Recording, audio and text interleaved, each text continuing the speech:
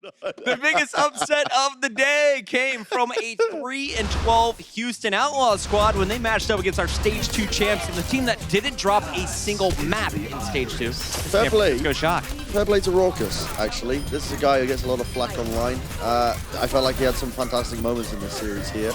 His Ana is very good. It always has been. Yeah. Much better than his Zen, I think. Yeah, but it was also his team enabling him. I think we talked about this in halftime. I think they created a lot of space for that Ana to hit the nades, etc., which just allowed him to do what they're good at. I was very surprised to see the Doomfist Sombra combo working. I actually didn't expect this to be working so well against an experienced team such as the San Francisco. Was that the Element Mystic combo that we were expecting to see, Josh? Yes, yeah, it was. And I think it works particularly well on that specific round of Nepal. Element Mystic, I've criticized them in the past. This is a team in contenders for anyone who's unaware, who runs that composition all the time. Probably the best team outside of the Overwatch League. But they run it all over the place. But what I loved about Houston was they picked strategies specifically for the map. And Eichenwald, the middle two maps here were just rolls because Houston didn't really have strategies that worked well. They tried to match them with a triple tank here. You're going to lose that against the San Francisco shot most of the time. And they had a set strat for Horizon, but it fell flat.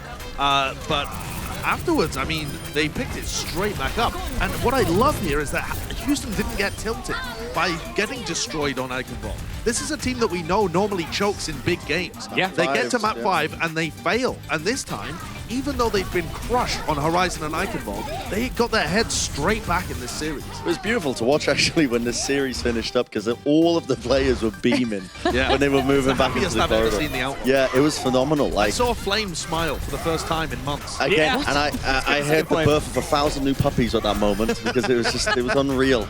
It's like life was given to the earth. I was just amazed by how shocked that the Outlaws players were that they actually pulled off the upset. The question I have is, can you replicate this in your next match tomorrow if you're Houston? Did you learn enough today to think that this team has what it takes to win again? I think the biggest takeaway from the Outlaws just has to be play to your strength. Something which just can't be repeated enough. And they said it themselves. They initially didn't plan on bringing Dante back on that very last map here. They've never played this roster or this comp exactly, before. they haven't. But they decided, like, hey, this is working for us. Like, we're actually winning the team fights. We're actually winning the maps when we're running this. And so they went with it. They followed their hearts. And it worked. It was beautiful. I was talking to Cool Matt on the walk in today. I asked him how are things going. He said, actually, things are looking up. We're actually working well together. We feel good about things. They were in a slump throughout Stage 2, did not win a single match. Today, they pull off one of the biggest upsets of the year. Yeah, and I think also you have to start asking questions. As much as you big up the Outlaws, you got to start asking questions about the Shock now,